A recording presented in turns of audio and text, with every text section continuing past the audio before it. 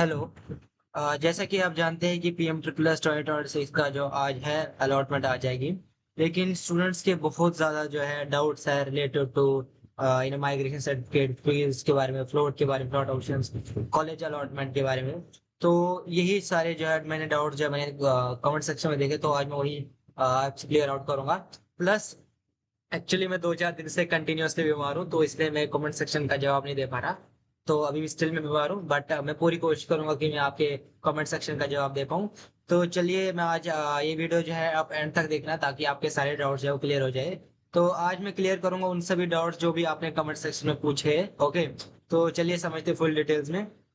तो सबसे पहला जो क्वेश्चन मुझे पूछा गया है कि नो सीट अलॉटमेंट आ गई है तो स्कॉलरशिप खत्म हो गई कि नहीं। अगर आपको कोई सीट नहीं मिली एज पर पीएम प्लस जो भी आपको है, तो इसका मीनिंग ये है कि आपको फर्स्ट राउंड में अलॉटमेंट नहीं मिली है। तो उसके बाद आप जो है इसका नाम क्या कि आप जो है सेकंड राउंड के एलिजिबल हो जाते हैं, सेकंड राउंड के पीएम प्लस एलिजिबल होते हैं, और उसमें जो है आपको ये मिल जाती है कि आप उसमें प्रेफरेंस जो है चेंज कर सकते हो। ओके, प्लस आप चॉइस फिलिंग को अपनी इंप्रूव भी कर सकते हो उसी हिसाब से। ओके, जैसे आप अगर आप करना चाहते हो तो उस हिसाब से आप चेंज कर सकते हो। ओके, आप मॉडिफाई कर सकते हो, रीऑर्डर भी कर सकते हो, और भी कॉलेज ज्यादा ऐड कर सकते हो दूसरे राउंड के लिए। ओके, तो राउंड 1 में सीट नहीं तो घबराना नहीं, तो राउंड 2 का आपको वेट करना पड़ेगा। ओके, वेट में करो।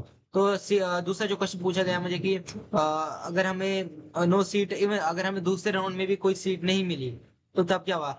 तो अगर देखिए ये क्या होता है, ये जो पीएम प्लस का जो प्रोसेस होता है, तो इसमें 5000 सीट्स अवेलेबल होती है, 5000 सीट्स होती है अवेलेबल। तो इनको 5000 सीट्स जो रहते हैं उसमें वो इनको करनी होती है 5000 सीट्स में। ओके, तो 5000 सीट्स में होता है कि इनको जब तक 5000 सीट्स पूरी नहीं हो जाती तब तक कंटिन्यूअसली राउंड निकालते रहते हैं। Okay, 1 round, second 1 round, 2 round, 3 round, 4 round, okay, जितने भी राउंड होते हैं। तो यूजली तो थर्ड राउंड का तो मिनिमम पकड़ के रख लीजिए, मिनिमम 3 राउंड, तो 3 राउंड तो होंगे होंगे। ओके, तो 3 राउंड आप पकड़ के रख लीजिए। अगर आपको दूसरे राउंड में भी नहीं निकलता तो तीसरे राउंड की कोशिश कीजिए। लेकिन तीसरे राउंड के लिए आपको लेकिन फोर बहुत ज्यादा ये करना पड़ेगा कि कोशिश की आपका निकल ही जाए, तो उसके लिए आपको चॉइस फिलिंग वैसे ही करनी पड़ेगी। ओके, तो ये बात याद रखिए कि अगर आपका राउंड 2 में और राउंड 3 का, आपको राउंड 2 का नहीं निकला तो राउंड 3 का वेट करना पड़ेगा। और अगर उसके बाद भी अगर आपका 3 में नहीं निकला तो फिर आप देखना पड़ेगा, फिर आपको बहुत से चांस देखने पड़ेंगे।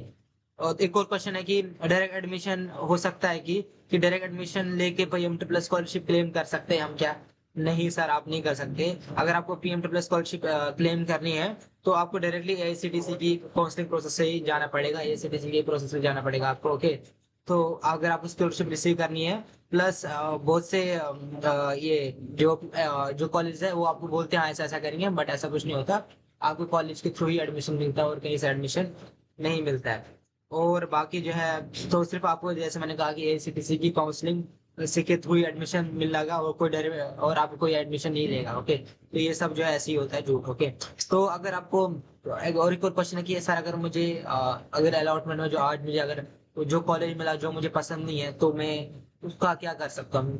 तो उस पर आपको ऑप्शन मिलता है कि आप उसे फ्लोट कर सकते हैं। अगर आपको एग्जांपल लीजिए, आपने जेएनयू लिया था, जवाहरलाल नेहरू यूनिवर्सिटी लिया था, या जामिया लिया था, या फिर आपने अलीगढ़ मुस्लिम यूनिवर्सिटी। मैं ये टॉप यूनिवर्सिटी से बता कि मोस्ट ऑफ स्टूडेंट्स यही चूज करते हैं। चलो एग्जाम्पल लीजिए, अलीगढ़ मुस्लिम यूनिवर्सिटी आपने चूज किया था, तो आपने अलीगढ़ मुस्लिम यूनिवर्सिटी चूज किया और आपको अलीगढ़ मुस्लिम यूनिवर्सिटी नहीं मिला। ओके, तो आप सिर्फ डायरेक्टली फ्लोट पे जा सकते हो, तो आपको मिल जाएगा। आप फ्लोट कर सकते हो तो आपको फिर नेक्स्ट राउंड के लिए आप एलिजिबल हो जाते।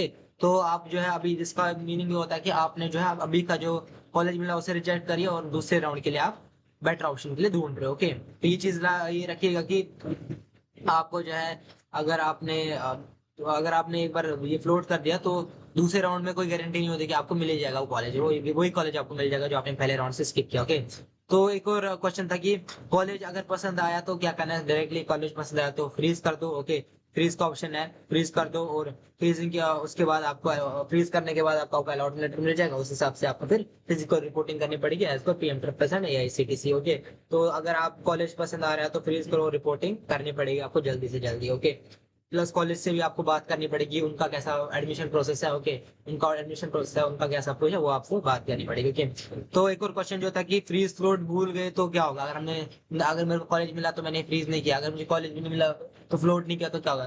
तो अगर आपने कोई जवाब नहीं लिया तो आपको जो है आपका जो है सीट वेस्ट हो जाती है एज पर पीएम ट्रिपल और ए सीरीज। तो फ्रीज फ्लोट का एक्शन करना जरूरी है। अगर आपको न्यू सीट, अगर आप चाहते हो कि नए राउंड में आपको अच्छी सीट मिले तो फ्लोट कर दियो, अगर आपको अच्छा लगा तो फ्रीज कीजिए। ओके, तो ये चीज आप करके दीजिए, नहीं तो आपकी पीएम ट्रिपल जो है वो वेस्ट हो जाती है। ओके, तो एक और क्वेश्चन जो मुझे आया कि फ्लोट करने पर राउंड 1 के क्या, राउंड 1 सीट्स रिजर्व रहती है के लिए। तो अगर आपने एग्जांपल जो फ्लोट किया तो राउंड 1 की सीट्स आपकी रिजर्व नहीं रहेगी। ओके, तो जैसे कि आप बोलते हैं कि आप राउंड 1 सीट, जैसे इधर कोई गारंटी नहीं है कि आपको सेम कॉलेज ही मिलेगा जैसे आप, जैसे जो आपको कॉलेज राउंड 1 में मिला था। ओके, तो और राउंड 2 में भी कोई गारंटी नहीं है कि आपको वही मिल ही जाएगा कॉलेज, ऐसे कोई गारंटी नहीं है। ओके, तो फ्लोट करने के बाद राउंड 1 की सीट वापस नहीं मिलेगी, इसमें रिस्क है। ओके, तो आपकी मर्जी, आप जो करना चाहते हो वो आप तक है, आप करना चाहते तो करिए, नहीं करना चाहते तो नहीं कर सकते। ओके, आप तक है। एक और क्वेश्चन जो था कि राउंड 2 चॉइस फिलिंग में अगर कोई मिस्टेक हो जाए, जैसे राउंड टू चॉइस फिलिंग में कॉमन मिस्टेक क्या है, जैसे जो कुछ क्वेश्चन की होती है मोस्ट ऑफ स्टूडेंट को मिस्टेक है, सर आप राउंड 2 में हमें क्या क्या गलतियां नहीं करनी। फर्स्टली जो मेन गलती नहीं करनी है कि 5-10 कॉलेज, बहुत स्टूडेंट्स होते हैं जो थोड़े कॉन्फिडेंस, बहुत ज्यादा ओवर कॉन्फिडेंस, बहुत नहीं तो कुछ सम, और उनके अच्छी परसेंट तो वो कॉन्फिडेंस हो जाता है कि मेरे को सिर्फ मेरे को कॉलेज मिली, मेरे को कॉलेज मिल जाएंगे टॉप, तो मैं 5-10 कॉलेज ऐड करूंगा। तो मिनिमम 30 तक तो कॉलेज आईडी कीजिए, अगर आपको बहुत ज्यादा है, अगर आपको बहुत ज्यादा अच्छे मार्क्स है तभी तो 30 कॉलेज तो कर लीजिए। प्लस पीएम प्लस में बहुत से ऐसे कॉलेज अच्छे अच्छे हैं भी, तो आप प्लीज ऐड कीजिए ताकि आपके चांसेस जो है बढ़ जाए पीएम प्लस में, तो और आप ही की जो सीट मिल जाए। एक और क्वेश्चन जो मुझे आया कि ट्रांसफर सर्टिफिकेट कैसे लेनी है। डायरेक्टली ट्रांसफर सर्टिफिकेट जब आपको कॉलेज के जो जो आपके स्कूल के प्रिंसिपल है वो देंगे आपको। ओके, कॉलेज प्रिंसिपल देंगे आपको, और ये अलग लेनी पड़ेगी आपको। ओके, कॉलेज ट्रांसफर सर्टिफिकेट अलग से लेनी पड़ेगी आपको। ओके, तो ये आपको कोई बोर्ड ऑफिस नहीं जाना इसके लिए, तो स्कूल से टीसी ले लो और कॉलेज रिपोर्टिंग के लिए चाहिए। ओके, वो आपको कॉलेज रिपोर्टिंग के लिए चाहिए होती है ताकि आप कॉलेज में दिखाओ कि आपकी ट्रांसफर सर्टिफिकेट। ओके, और दूसरा क्वेश्चन, एक और क्वेश्चन आया था कि माइग्रेशन सर्टिफिकेट कहाँ से लेनी है। माइग्रेशन सर्टिफिकेट जो मैंने कहा कि आपको जेके बॉस जाना पड़ेगा। ओके, जेके बोर्ड ऑफिस जम्मू का जो है वहाँ पे है, जम्मू बोर्ड ऑफिस है, और जम्मू एंड कश्मीर का जो आपको बेमना में है, वहाँ पे जाके आपको माइग्रेशन के लिए जाना पड़ेगा जेके बॉस ऑफिस। और इवन जो सीबीएसई वाले हैं उनको जो है ई माइग्रेशन सर्टिफिकेट मिलेगी, तो वो इधर से ले सकते हैं, डिजी लॉकर के थ्रू डाउनलोड कर सकते हैं। ओके, माइग्रेशन सर्टिफिकेट, लेकिन आपको वो दिखानी पड़ती है, आपको ट्रांसफर सर्टिफिकेट और माइग्रेशन दोनों दिखानी पड़ती है कॉलेज में, याद रखिए दोनों के दोनों डॉक्यूमेंट्स आपको दिखानी पड़ती है इवन। और बहुत से स्टूडेंट्स की माइग्रेशन सर्टिफिकेट जो कॉलेज अपने पास रखता है। ओके, तो ये बात याद रखिए। तो अगर आपको, तो इसलिए मैं बता रहा हूँ आपको ये चीजें याद रखनी पड़ेगी, माइग्रेशन सर्टिफिकेट और जो माइग्रेशन सर्टिफिकेट और ट्रांसफर सर्टिफिकेट है, ये दोनों अलग अलग डॉक्यूमेंट्स और दोनों डॉक्यूमेंट्स आपको लेने पड़ेंगे। ओके, कॉलेज में।